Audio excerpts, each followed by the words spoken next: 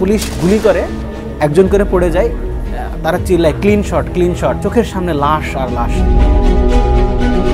একটা লাশ আমি দেখলাম স্ট্রেচারে করে, যে তার মাথার এই সাইডটা নেই। শুধুমাত্র ঢাকা মেডিকেলে এরকম হচ্ছে 40 থেকে 50 জন লাশ পড়েছিল যাদের কোনো পরিচয় শনাক্ত করা যায়নি। চোখের সামনে অন্তত 12 জনের স্পট ডেড আমি নিজের চোখে এই সাংখারপুল এলাকায় দেখেছি। 2024 নানা কারণে বছরটি ছিল আলোচিত সমালোচিত। বাংলাদেশের জন্য বছরটি ছিল বিশেষভাবে গুরুত্বপূর্ণ। এর অন্যতম কারণ জুলাই অগস্ট গণঅভ্যুত্থান। এই জুলাই অগস্টে ঘটে গেছে নানা বিভীষিকাময় ঘটনা, যার প্রত্যক্ষদর্শী ছিলেন সমকালের গণমাধ্যম কর্মীরা। জুলাই অগস্টের প্রতিটি চিত্র আপনাদের কাছে পৌঁছে দেওয়ার জন্য তারা ছিলেন আপনাদেরই সাথে সম্মুখ সারিতে, কখনো বা আহত হয়েছেন। চলুন জুলাই অগস্টের স্মৃতিচারণের গল্প শুনি আরেকবার তাদের মুখ থেকে। কোটা আন্দোলন শুরু হয়েছিল যখন বৈষম্য বিরোধী ছাত্র আন্দোলন নামে সংগঠনটি দাঁড়ালো। এরপরে আসলে বাংলা ব্লকেট নামে তারা কর্মসূচি দিল। সেই সময় থেকে আসলে কোটা আন্দোলনের নিউজগুলো কভার শুরু হয়।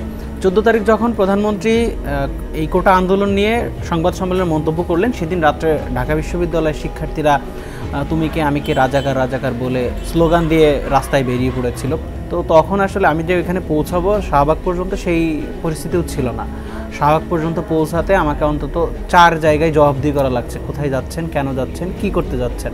রাত্রে 1টার দিকে আসলে ইন্টারনেট চলে গেল, ঢাকা বিশ্ববিদ্যালয় এরিয়ার কোথাও ইন্টারনেট নাই। সেই সময়ে দেখেছি কিভাবে আমার চোখের সামনে মানুষ মারা গেছে। সায়েন্স ল্যাব এলাকায় ছাত্রলীগ এবং শিক্ষার্থীদের দুই পক্ষের ধাওয়া পাল্টা দেওয়া হচ্ছিল। হঠাৎ 2 গ্রুপের ধাওয়া পাল্টা দেওয়ার মাঝখানে পড়ে একজন মারা যায় আমার খুব চোখের সামনে। আমরা দেখলাম যখন তারা মাইক নিয়ে গেলেন, ছাত্রলীগ তাদেরকে প্রথমে ধাওয়া দিল এবং তারাও পাল্টা ছাত্রলীগকে ধাওয়া দিল। সেটা হচ্ছে বিজয় 71, জসীমউদ্দিন হল এবং জিয়া হলের সামনের ঘটনা। তখন দেখেছি যে সুজসিন হল থেকেও বিভিন্ন ধরনের কাছের বোতল, প্লাস্টিক বোতল নিক্ষেপ করা হচ্ছে। তো তখন আবার রাজুতে মাইকে ঘোষণা করা হচ্ছে বিজয় 71 হলে বৈষম্য ছাত্র আন্দোলনের উপর অ্যাটাক করেছে ছাত্রলীগ।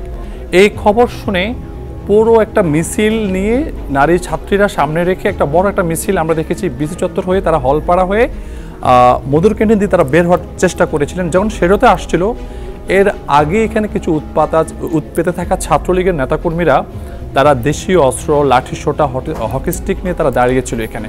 সেরোতে যাওয়ার ঠিক আগ মুহূর্তে ছাত্রলীগ তাদের উপর ঝাঁপিয়ে পড়লো। নারী শিক্ষার্থী যার সামনে সারিতে ছিল, আমরা তখন দেখলাম প্রায় কয়েকজন নারী শিক্ষার্থী কিন্তু সড়কে তারা লুটিয়ে পড়েছেন এবং যে যার মতো করে দৌড়ে এদিক সেদিক ছোটাছুটি করছেন এবং ইট পাটকেল খুব বাজেভাবে নিক্ষেপ করা হচ্ছিল। 20শে জুলাই উত্তরায় আজমপুর রেলগেটে একটা ঘটনা আমি দেখলাম যে মানে মারাত্মকভাবে সবাইকে খুব করছিল, যে পুলিশ গুলি করছে, পুলিশ গুলি করতে করতে পুলিশের সঙ্গে যুবলীগ অথবা ছাত্রলীগ বা স্থানীয় একজন পুলিশকে নেতৃত্ব দিয়ে দেখা দিচ্ছে যে কোন দিকে গুলি করতে হবে। এবং যখন পুলিশ তা ততটা পারফর্ম করছে না তার মতো, তখন সে নিজে ওই পুলিশের হাত থেকে অস্ত্রটা নিয়ে হচ্ছে আন্দোলনকারীদের ওপর গুলি করছে। 4 তারিখ আমরা সারাদিন সংবাদ কভার করেছি। সেই মানে ঢাকা মেডিকেল কলেজ ওই দিন ছিল মৃত্যুপুরী, মানে চোখের সামনে লাশ আর লাশ। যারা ওই ইমার্জেন্সিতে এই সময় ঢুকেছে, মানে তারাই মাত্র জানতে পেরেছে যে ভিতরের আসলে কি অবস্থা। 4 আগস্ট দুপুরের দিকে তখন আপনার মানে ডাইরেক্ট গুলি, মানে যেগুলো একদম প্রাণঘাতী গুলি, সেই গুলি ছোড়া হলো। এবং এগুলো আমাদের যতটা মনে হয়েছে যে আইনশৃঙ্খলা বাহিনী নয়, তখনকার সরকারের যে সংগঠনগুলো ছিল, মানে আওয়ামী লীগ, যুবলীগ, ছাত্রলীগ যে সংগঠনগুলো ছিল, সেই সংগঠনগুলোর যে নেতাকর্মীরা ছিল মাঠে ছাত্র আন্দোলন দমানোর জন্য, তারা এগুলো ছুড়েছে। 5 থেকে 6 জনকে রক্তাক্ত অবস্থায় নিয়ে যেতে দেখেছে। তাদেরকে যে অবস্থায় নিয়ে যাওয়া হয়েছে তাতে মনে হচ্ছিল না যে তারা বেঁচে আছে, রক্তে ভেসে যাচ্ছে এরকম অবস্থা। এবং সেই গুলিগুলো মানে ওগুলো তো হত্যার উদ্দেশ্যে গুলি ছোড়া হয়েছে, যেহেতু প্রাণঘাতী অস্ত্র, এবং গুলি ছোড়া হয়েছে সেই টার্গেট থেকে একদম মাথায়, বুকে, মানে সব এমন জায়গায় যেখানে গুলি লাগলে বাঁচার সম্ভাবনা নেই বললেই চলে। ওটা যেহেতু সরকার পতনের ঠিক আগের দিন বললাম, মানে তখন তো আন্দোলন একদম চূড়ান্ত ছিল। আর এই আন্দোলনটা কিন্তু হয়েছিল কারফিউ ভেঙে, কারফিউ চলছিল কিন্তু, মানে শতাধিক মানে আপনার হত্যাকাণ্ড যে হয়েছে ওদিন আমি ঢাকা মেডিকেলে 10টার পরে দেখছি যে লাশ আসছে, মেঝে পুরো রক্তে লাল হয়ে গেছে। এবং একটা লাশ আমি দেখলাম স্ট্রেচারে করে, যে তার মাথার এই সাইডটা নেই। এত মানুষ আসছে, ডাক্তার, পুলিশ, মানে ডাক্তার বা নার্সরা হিমশিম খাচ্ছে। আমি একজন ডাক্তারকে আমি তখন জিজ্ঞাসা করলাম যে ভাই অফিসিয়ালি এখানে মৃত্যুর রেকর্ড কত? তাই তিনি বললেন যে অফিসিয়ালি রেকর্ড হয়তো আজকে 10-12 জন, কিন্তু অন্তত 50 থেকে 60টা লাশ এই পর্যন্ত এসেছে। সর্বশেষ আমি যদি বলি জুলাই 19-18 শুক্র শনিবার জুলাই, এই দুই সময় 100 থেকে 150 মানুষ নিহত হয় সারা বাংলাদেশে। তো ঢাকা মেডিকেলে এরকম হচ্ছে 50 থেকে 60 জন নিহত রোগী আছে, দুই ভাগ হয়ে চলে গেছে। তারপরে হচ্ছে যে বুলেট বুক থেকে বের হয়ে পিছন দিয়ে চলে গেছে, ফাঁকা দেখা যাচ্ছে এবং রক্ত টপ টপ টপ টপ করে হচ্ছে সিঁড়িগুলোতে পড়ছিল। শুধুমাত্র ঢাকা মেডিকেলে এরকম হচ্ছে 40 থেকে 50 জন লাশ পড়েছিল যাদের কোনো পরিচয় শনাক্ত করা যায়নি। এই সব মধ্যে যে চিকিৎসকরা চিকিৎসা দিয়েছে, এমন ঘটনা ঘটেছে যে শুধুমাত্র চিকিৎসা দেওয়ার কারণে এই হাসপাতাল থেকে বদলি করে যে হাসপাতালে চিকিৎসা দেওয়ার মতো পরিবেশ নেই, উপজেলা কোনো হাসপাতালে তাকে ট্রান্সফার করা হয়েছে।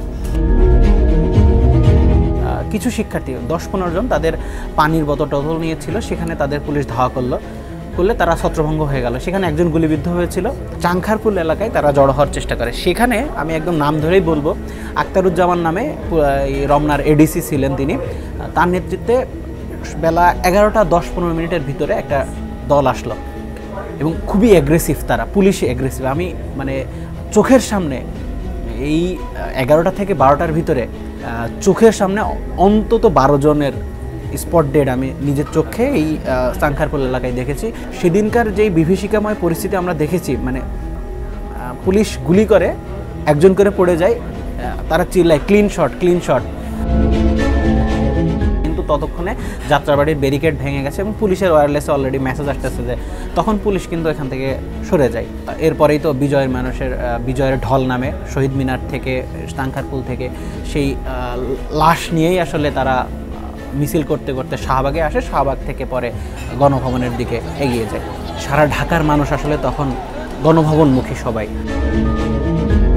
জাস্ট এই মেসেজটুকু দিতে চাই যে আসলে একজন সংবাদকর্মী হিসেবে যে 5ই আগস্ট যে গণ অভ্যুত্থান হয়েছে, এত মানুষ প্রাণ হারিয়েছে, যাতে আগামীর দিনগুলোতে সরকারে যারাই আসেন না কেন তারা যেন তাদের মধ্যে সেই ফ্যাসিজমটা না নিয়ে আসেন, এত মানুষ জীবন দিতে না হয়, যাতে দেশের মানুষ শান্তিতে থাকে, মঙ্গলে থাকে, আমরা সেই প্রার্থনাই করতে পারি।